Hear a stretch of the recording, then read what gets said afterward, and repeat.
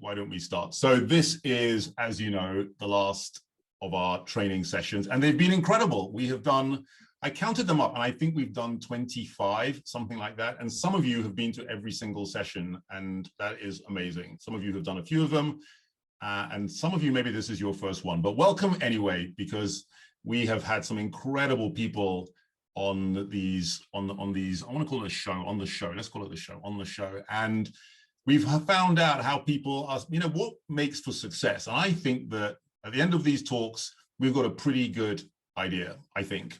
And I hope you've taken away a ton of tips and points and ways in which you can apply yourselves and be amazing. But some of the things, let me just remind you, some of the things that we've taken away. So everyone that I have spoken to has a strong sense of values and purpose. Like they know why they do what they do. No one's doing it by accident.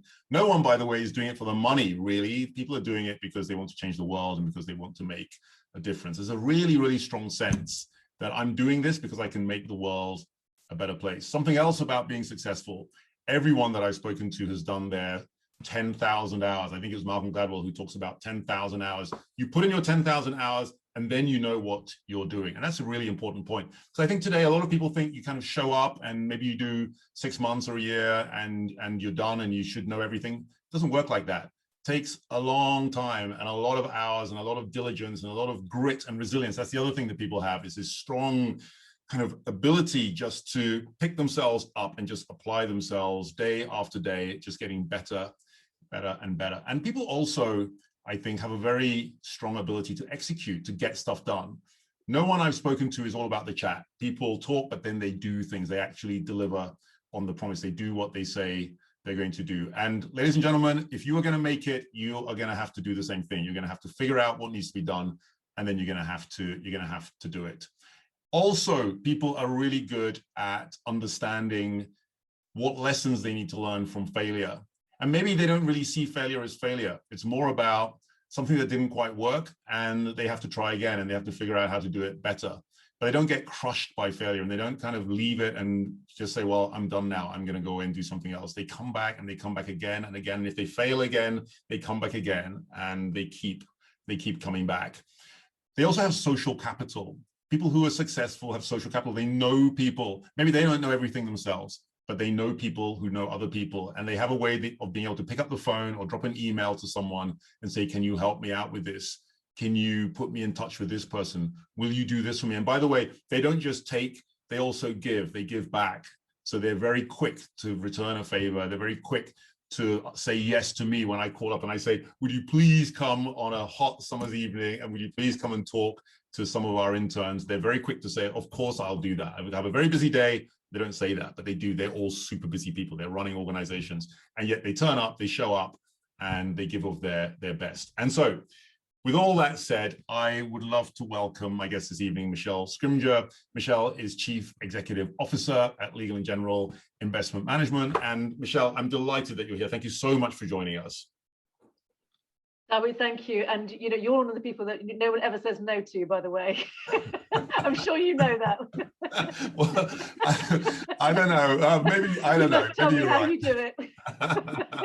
Well, listen. Thank you again. Thank you so much for coming on to do this. And I've just been talking about what makes for success, and I'd love to get into that with you. But first of all, let me tell our guests a little bit about you. So you were appointed CEO at Legal & General Investment Management, or LGIM, as you're known on the street, in July 2019. But you have spent your career at major global firms, and you've got extensive asset management experience across investments, distribution, product operations, and risk. So the whole suite. I mean, you have touched all of them in your career, which of course is why you are CEO, because you've got to know all that stuff. But also, particularly, I'm going to be really interested to hear more about how LGIM is striving to create a better future through responsible investing. This really strong sense that you have about having a partnership with clients and working together to achieve positive long-term outcomes. So I'd love to hear a little bit about that. You do a lot of stuff. You do it very, very well. You are, you know, one of the preeminent firms in the City of London and on Wall Street. But before LGIM, you were Chief Executive Officer for EMEA at Columbia Threadneedle Investment, and you are a member of the executive leadership team of Ameriprise Financial, or maybe you were, not sure if you still are, but before that, you were Chief Risk Officer at M&G Investments and a Director of M&G Group Limited, and before that, you were at BlackRock. So you have, I was going to say you have been around, but I don't mean that. I mean, you. Yeah, no, I know what you mean. You know what I mean? You have been there, seen it, and you've got the, pretty much you have got the t-shirt, and you've got a BA in French, and so you multilingual, a whole bunch of just amazing. But I'd love to get into your story, and maybe, I mean, tell us a little bit about your journey. You're a woman, and in pretty much the most senior of senior positions, and you've been doing that for a number of years. But what's your story, and where did it all start? And just maybe tell us a little bit about how it happened. I mean, David, I would love to tell you that I sort of plotted out my career, but that would definitely not be true. However, I am sitting in the best seat. I'm just so pleased and proud to be here. And it's great to be talking to you and to everybody that I can't see. And I just wish I was in the room with everybody. And I know that it would be great. Yeah. I mean, look, how did I get here? The reality is that I've always really had an interest in finance, and that's it's just been something I'm passionately interested in, and understanding what makes things work. I've also really always enjoyed talking to people. I did discover early in my career that liking people was quite a rare commodity in some parts of financial services. So I've been able to get on with people. I think that's extraordinarily important. But ultimately, I started out in an operational role, and was lucky enough to get opportunities that meant that I could move around the various organizations in which I was working, and gained experience. And what does that give you? It builds confidence. So every time you move and learn, and I'm a bit of a restless person by character, you learn something new to add. You also learn about yourself, and asset management is a brilliant place to have a career, because there are so many different roles with so many different skills. I mean, listen, being a languages graduate wouldn't necessarily fit you up to be a leader in asset management, you'd think, but this fantastic industry can accommodate all sorts of skills, providing you do have the values, and you do understand what it takes to be successful in the organization. We can get on and talk a little bit about that. But LGIM, you're very kind to say we're a very large global company, but part of the reason why I love the company is because it doesn't feel like a $1.8 trillion asset manager. It feels like a firm that's a lot closer, that's a lot smaller, and one where we can, together have an impact. And that really matters to me. I know it matters to colleagues as well. And I'd love to know a little bit about leadership and what your role involves. So, I mean, as chief executive, what does your day look like, Michelle? So just talk us through classically the sorts of things that pop up onto your radar on any given Monday. I talked about being, a little bit of a restless soul. I mean, the fact that there's variety in this job. I mean, you'll know this. No 2 days are the same, which is good and bad, depending on kind of how you view the world. My days can comprise all sorts of things. I mean, like these kinds of conversations. Today, I was hosting a sustainability summit at LGIM.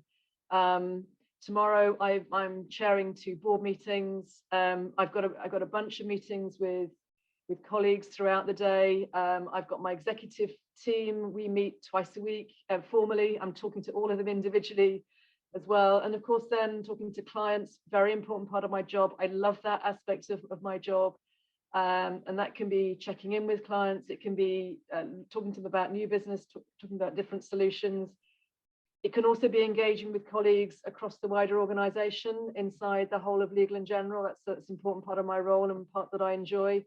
And then around the edges of that, clearly multiple stakeholders in our jobs today. And that could be talking to regulators here in the UK, overseas. It could be talking to governments.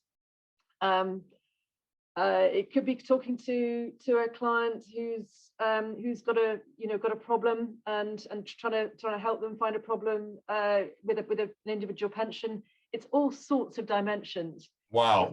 So the buck stops with you a lot. I mean, so you're the face. I mean, ultimately the buck stops with you. So something happens in the firm. That's what my colleagues keep telling me. Buck stops here. Absolutely. But you're also the face. I mean, you're the face into government and into the regulator. It's a huge job. And what about strategy? I mean, presumably part of it is figuring out where is this ship going and what's the direction and what do we want to achieve and how do we achieve it? Yes, absolutely. But I mean, importantly, you say that I'm, the part of the face, not the sole face, because it's about the team. And if there's one thing I've learned really clearly over the years, it's having the team around you. I don't just mean your direct team, the sort of the wider team that the organization is so important, because we all have that role to play. So you might, I'm going to use a football analogy because it's Euro. So you might have the captain on the pitch, but that captain on the pitch is useless without everybody else on the pitch. And I'm going to leave it there because then I start to get into difficulty. But you know what I mean. I know exactly. We all have that role to play. And at any one moment, it might not be, the captain who's doing it, who's really taking that important step forward. It might be the goalkeeper. Yeah. So that role with the team is really important. And strategy, is something that is either, it evolves. Sometimes it can evolve quickly.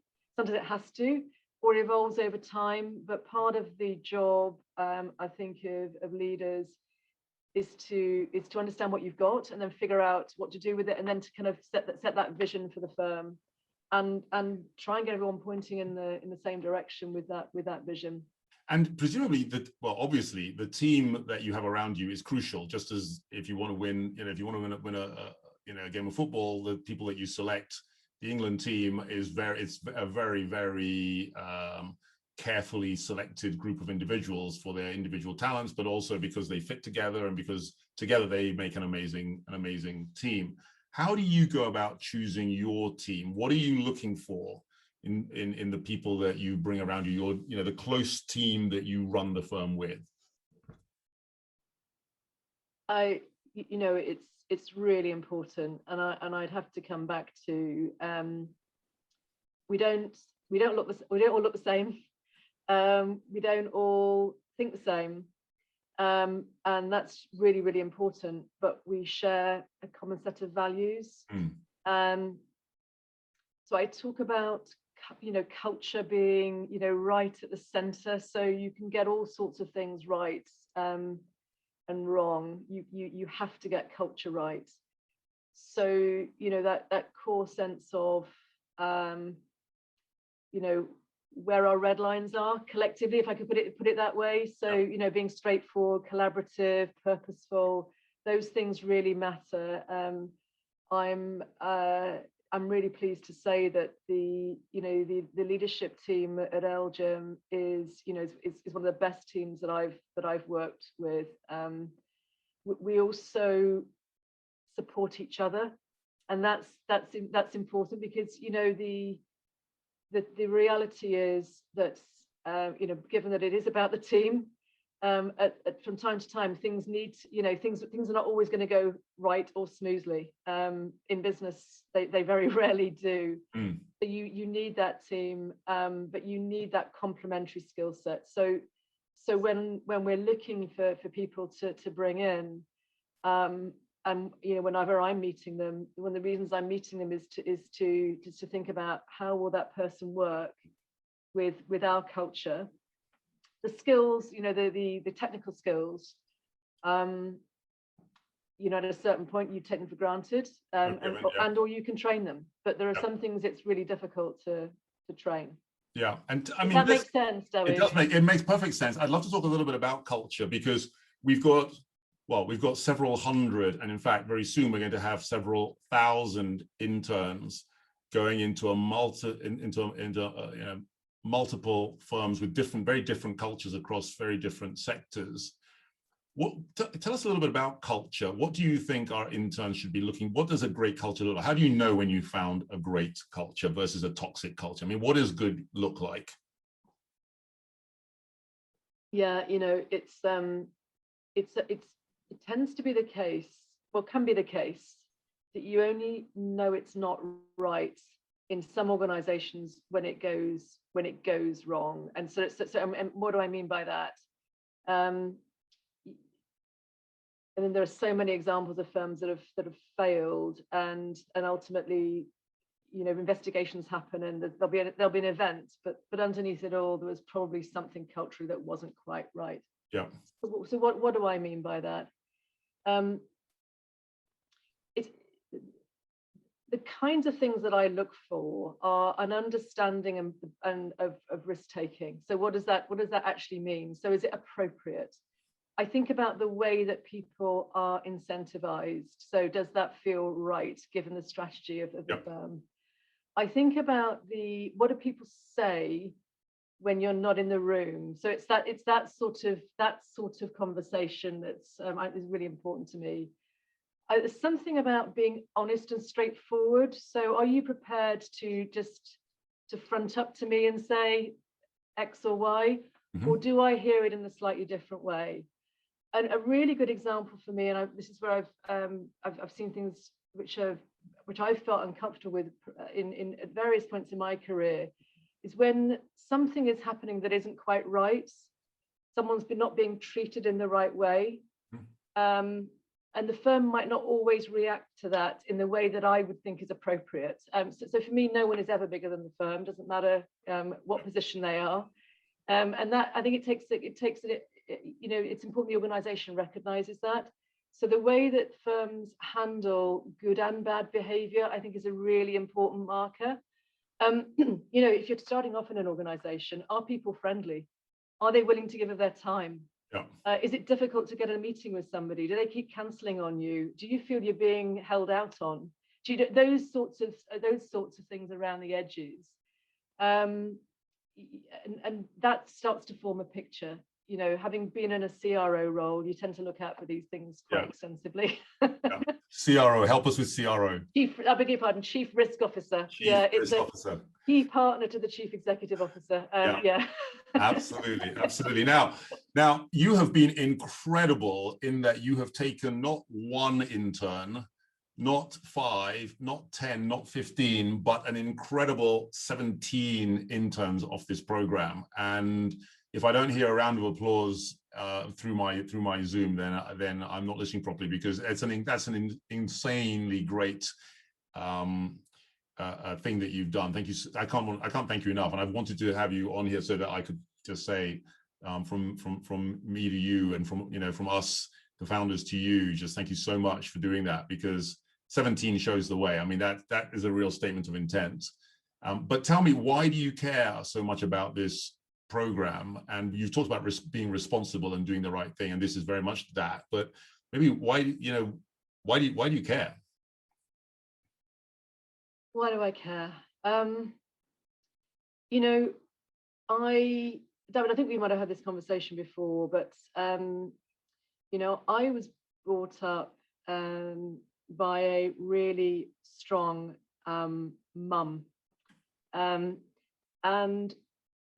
a dad, but you know, but my mum was the person, I guess, was sort of if I could put it, the leader of our household, right? Okay. My dad leader of the wolf pack. Yeah, absolutely. My dad absolutely knew his place. What's interesting to me is the values that get instilled in you. So it's, you know, fairness above everything else. You know, treating people equally. I was brought up in a really multicultural area of Leicester. You know, that was just, it didn't really occur to me that there was any kind of need to think about people any differently than we were all equal. And then you go through life and you start to find that, you know, you get to work and things start to look a little bit different around you. I'd certainly never thought of myself being in any way handicapped by my gender.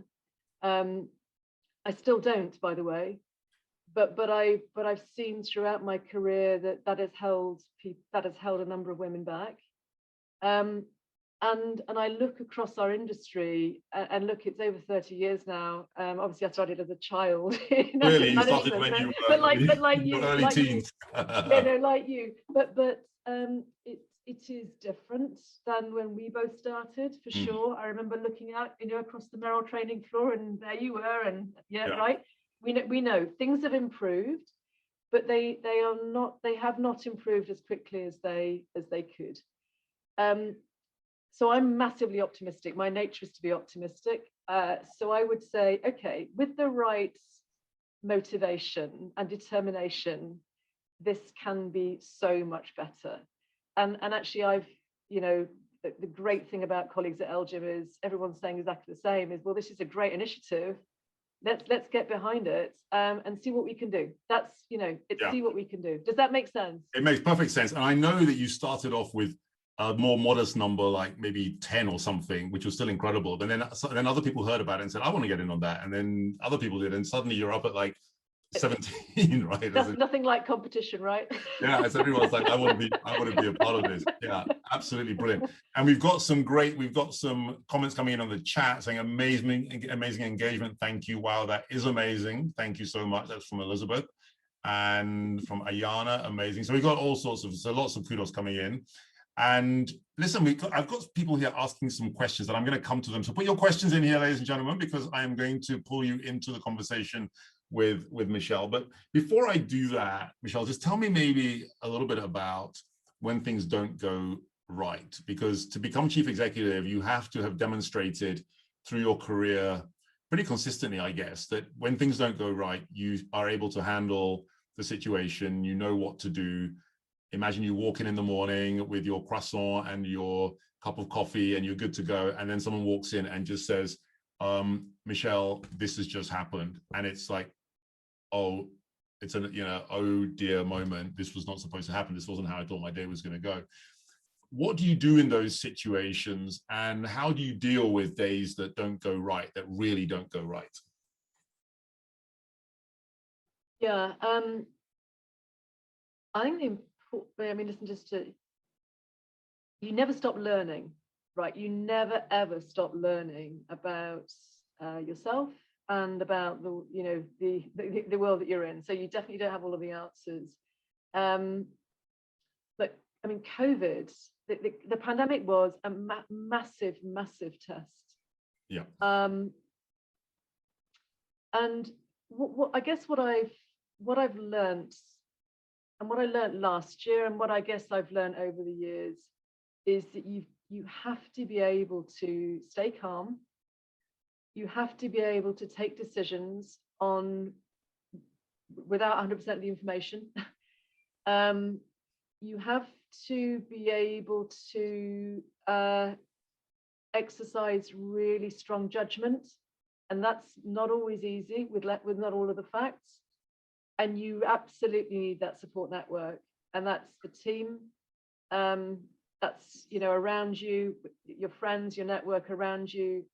You know, I'd also say that the ability to, you know, maybe the phrase is roll with the punches.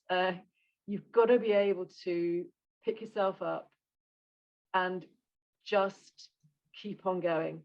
And that is not always easy. It's not always easy. And, you know, leaders also have to be able to pick their people up and help them get going as well. Yeah. So that's, you know, that's part and parcel of the job, actually, of being a leader. You need to be able to have that. and at the same time, you've got to be able to pace yourself. So, last year, everyone was just working at super fast pace. So, and that's, Yes. and you need to keep going with that. But at some point, you need to make sure that you're looking after yourself as well. And I think that's so looking after yourself and making sure that you and the rest of the leadership team are looking after everybody else in the firm. I think that's also super important. Yeah, totally. No, I couldn't agree with you more. This has been a huge test for any chief executive, when everyone's working from home. I mean, who thought that this would ever be a thing? That if someone had said, Michelle, the year 2020, we're not going to go to work. We're all going to work from our bedrooms and our attics and home. I mean, you just would have said, well, that's probably not going to happen. That's not going to work. How do you run an entire firm, right? But here we are doing exactly that. I'm here in my attic. By the way, this is where Reddington started. This is it. I'm sitting at the same desk that this is my attic. This is fantastic. Amazing. 15 years. Yeah, 15 years on, and I haven't moved. I'm still in the same place.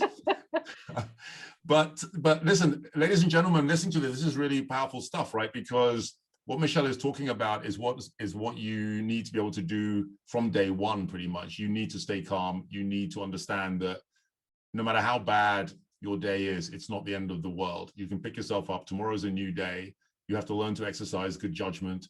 You have to stay calm, was one of the points that Michelle made. And staying calm is not always easy. Sometimes your temptation is to, and I've seen people do this when I was an investment banker. Sometimes they just put their fists through their screen. I've seen someone literally put their fists through their screen. Don't do that thing, okay? No matter how bad your day, don't put your fists through your screen. It's not a good. It's not good.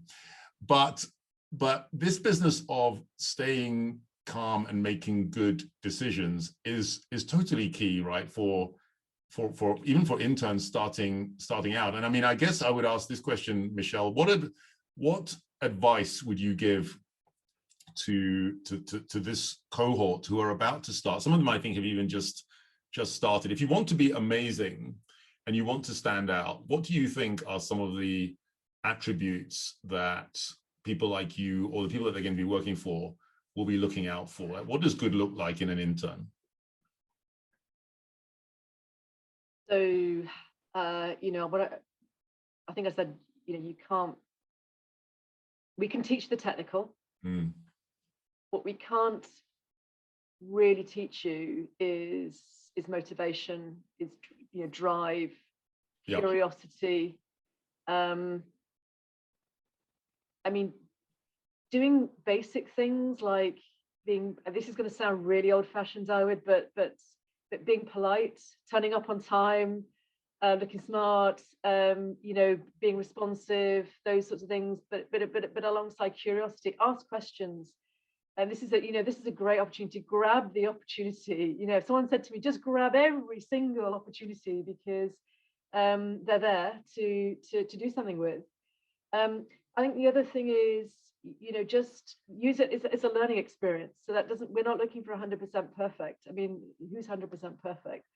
But this is something to keep on honing. I love the Malcolm Gladwell analogy because these are skills to be honed. So some of these skills take an awful long time, but the basic things are that will impress people wherever you are in your career is showing that passion, that energy, that interest, and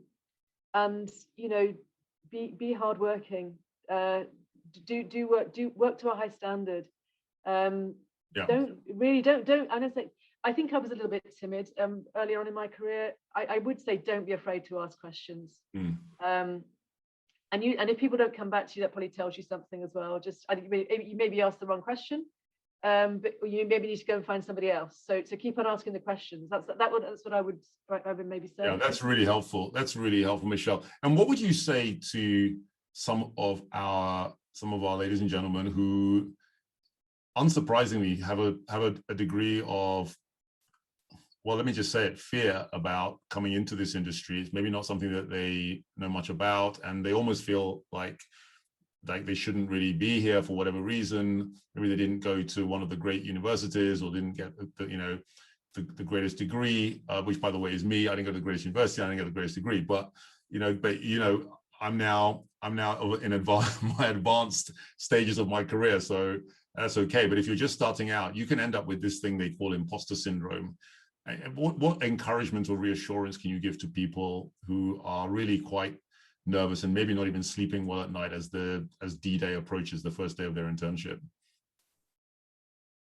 Well, look, I think it's, first of all, it's okay to be nervous, because I think that gives you a bit of an edge. If you weren't a little bit nervous, then I'd probably say you're probably not worrying about it enough. Courage would just be sorry. But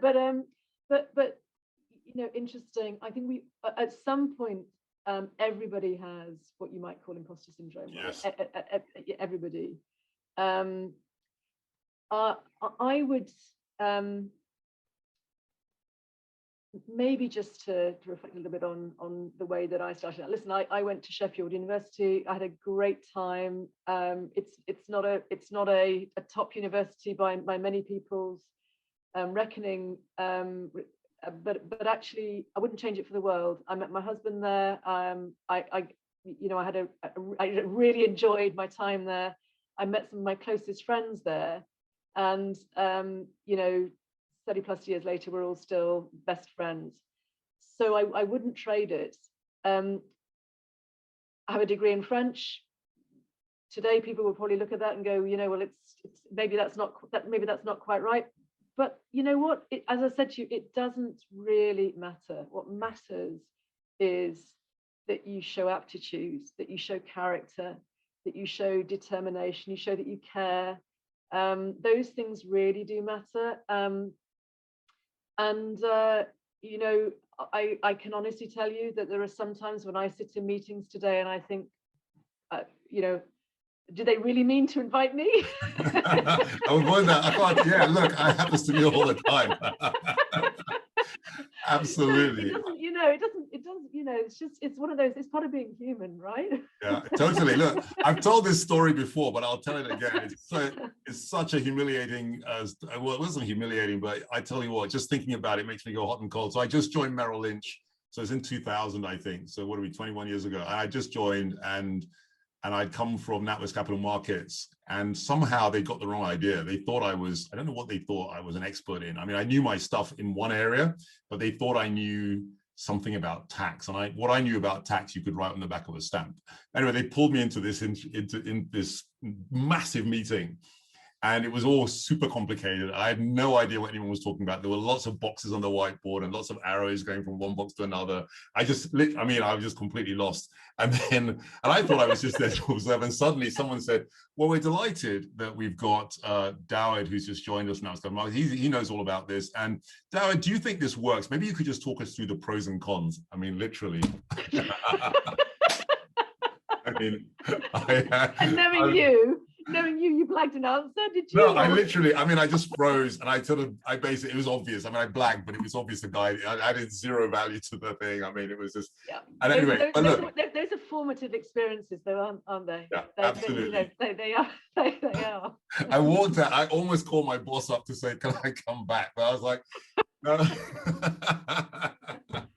But look, you know what? Eventually I got into my groove. I knew my stuff, and I did do great things, I guess, in my area and the stuff in the place where I was. So it just goes to show that everybody goes through this stuff. Everyone sits in meetings and is like, I don't know what's going on here, and that's okay. Basically, that is literally okay. But I am going to pull in a couple of people. So Tony Moore, I'm going to ask Tony to come in, and then I'm going to ask Naya to come in as well.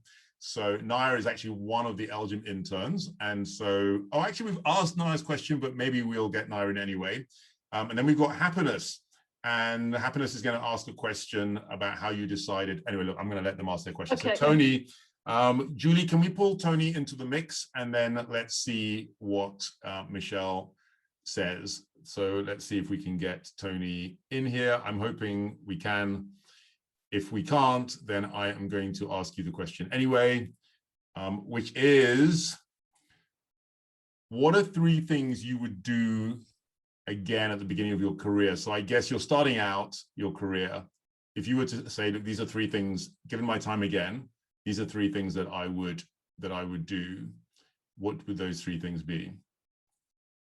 3 things that I would do, maybe 3 things that I might do same or differently. Yeah, two things that I would do.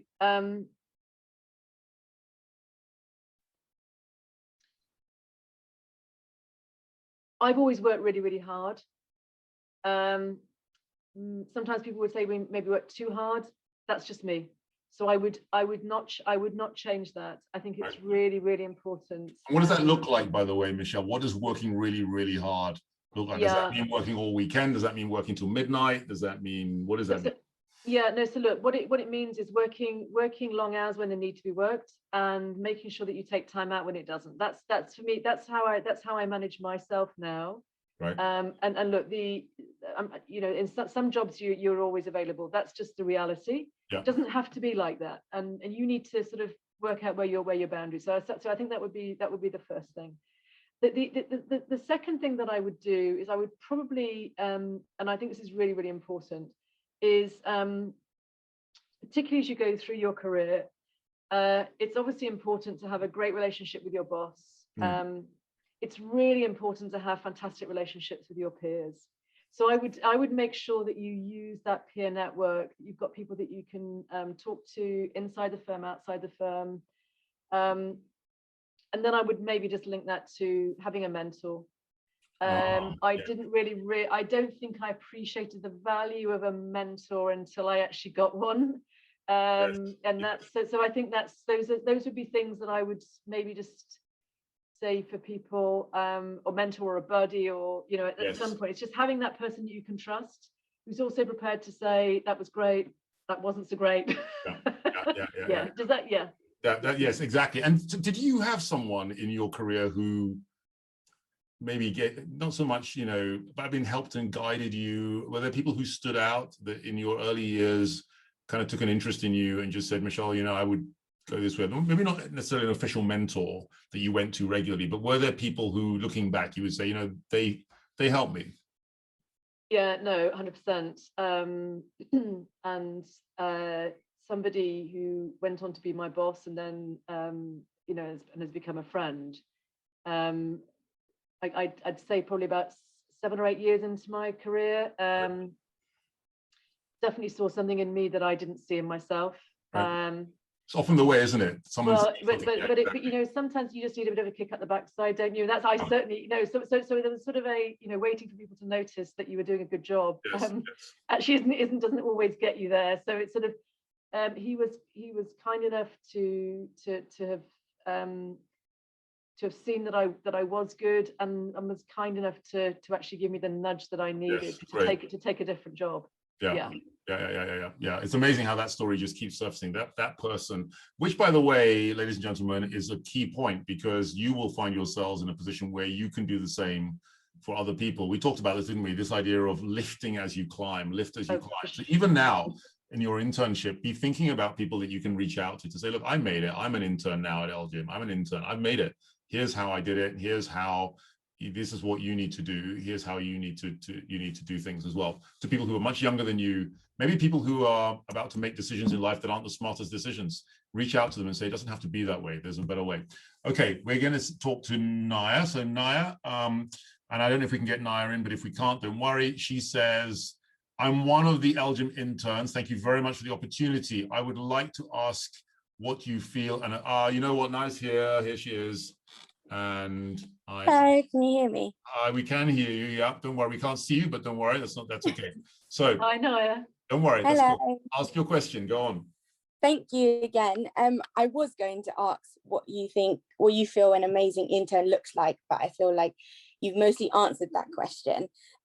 So another question I had was, if there was 2 or 3 things that you wish you knew when you started your career that you feel like would have made the journey a bit easier for you, what would those be?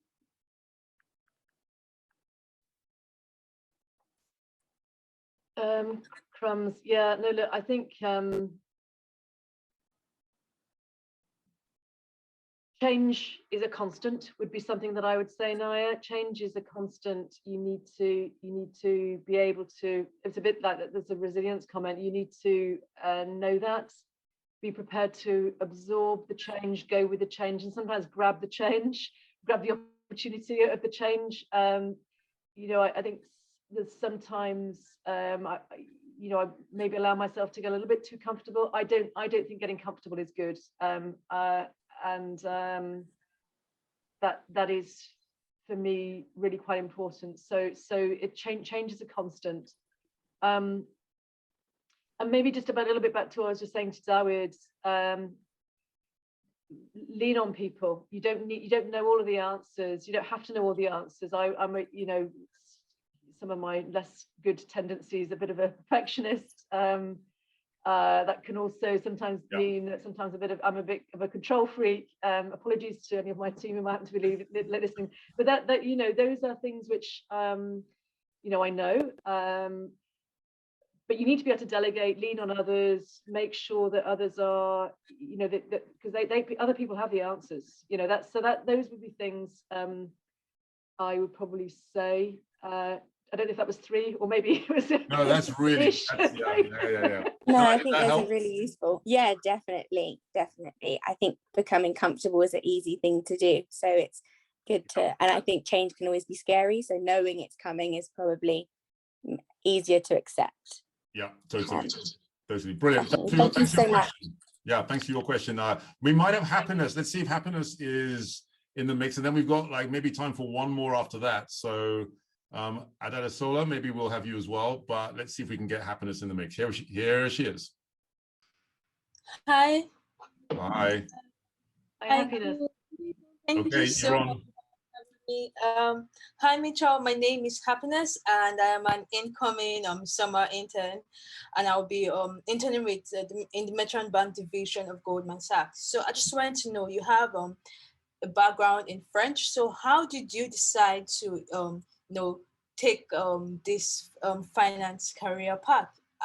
Just a little background on me. I completed my master's degrees in petroleum engineering from Imperial College London, and right now I'm joining the asset management division of Goldman Sachs. And it's a bit scary, but I get really inspired when I hear, you know, people like you that have like a completely different background, and you know, you entered into the finance industry and you are a boss right now. You're in a really senior position. So I just want to know, how did you decide to go into this industry? Thank you.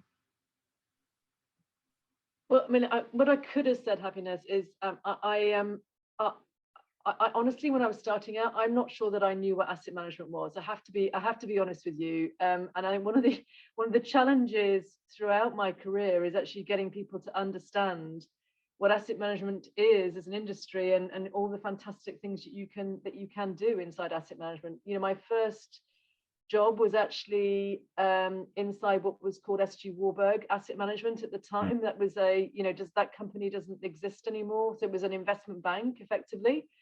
And you know, gradually I just got really, really curious about that aspect of managing people's money, and the client aspect, and the finance aspect, and the risk aspect, and the, you know, all the various things that are going on. So for me, I would say that I don't think I didn't deliberately set out to have this career in such a brilliant industry, but I wouldn't change it now. And part of that is because we are, as an industry, doing something really important, and that is looking after other people's money, and that makes a massive difference to those people over time. And I think we can have an impact on society with what we do by allocating capital in the right way, and I care quite a lot about that. I also said at the beginning, and I genuinely mean this, you know, your degree is really important for you, because it's very important, I think, to complete that study, to show that you can do it, and to achieve good results if you're at school, right? But when you come into the workplace, we will teach you what you need to know. There are some things that you're going to know. There is an awful lot that you won't. And I'm still learning. That's the brilliant thing about this, is there is still so much to learn, because what we do touches on so many aspects of what's going on in the world. So I wouldn't for 1 second say to anybody listening that your background or what you're studying is going to be an impediment to you having a great career in asset management. So don't just put that out of your heads. It's what you bring that's going to determine whether you're successful. Brilliant, Michelle. Listen, our time has nearly gone, so I'm actually going to ask Adadesola's question for her, because she also comes back to this question about your degree in French, and she says, has it actually helped you in any way? Is there a way in which you can say, you know what, doing that degree, actually, yes, it has helped me. There are ways in which it's enabled me to be better at what I do. What my degree does, or did, and still does, actually. Yeah, I use my French from time to time. I also I studied a little bit of French and with Spanish and a bit of German, so I can do bits and pieces, but language students tend to be logical. If you think about the bits of the brain that people use, yes. So I think that's and you have to, if you're trying to do a language to a really good standard. I like talking to people. I might have said that at the beginning. So actually being able to converse in their own language is really, really important. I really enjoy history. So studying in language is really, really good. I'm analytical, and actually doing doing an arts degree, you have to be analytical. You have to be able to write. You have to be able to, think about how you make that communication resonate. So lots of those things would have been really strong foundationally. Most importantly, though, I enjoyed my degree. That's and through life, do something that you enjoy. If you're passionate about it, if you're interested, that will keep you motivated, and that's what will shine through. If you're not, at some point, it's not going to work for you, and that's not really where people should be, individually or collectively. Yeah, totally. I couldn't agree more. And I think whatever degree you do helps you in ways that you can't always predict they will. I did law, and law, how does that help? Well, I mean, it helps you, because again, you have to be ruthlessly logical. If you want to do law, you've got to understand the rules of logic. You've got to be able to write, and you've got to be able to speak, and you've got to be able to argue your case, and you've got to be not unemotional and just understand the facts. So in fact, when something goes wrong, and it often does in any of the walks of life that I'm involved in, I always just say, well, what are the facts? So I know everyone's excited and getting emotional and shouting and yelling, but what are the facts? What happened here? And it's amazing how if you can just get calm and just look at the facts and just go through them, you can often end up in quite an interesting place. That's quite different to where the emotion would have taken you. So I guess my point is, whatever your degree is, it really doesn't matter. It will help you in ways that are going to be amazing and are going to help you to be your very best self. So look, we're done. We've done 25, I think, of these talks. Michelle, you have been simply brilliant. Thank you so much for coming on and for sharing your insights, your wisdom. As Happiness said, you are a boss. And so you didn't have to come and do this, but not only are you a boss, you're a boss who's taken 17 interns, which is absolutely incredible. Don't know what to say. Absolutely fantastic. Thank you. So ladies and gentlemen, we are done. Your internships are before you. Go and be amazing. Go and do incredible things. Show us what you can do. And 30 years from now, you are going to be sitting on a program like this, talking to people and saying, this is what I did. This is where I started. This was my journey. And this is how I got here. And you can do the same thing. So you have your mountains to climb. And Michelle and I know that you are going to be amazing. You're going to do incredible things. Thank you all very much indeed for tuning in. It's a beautiful day. You could have been outside doing other things, but you're not. You're here, which shows that you have grit, resilience, determination, and all those things that it takes to be amazing. So thank you very much indeed. And thank you again, Michelle. Have a wonderful evening. Stay safe, stay well.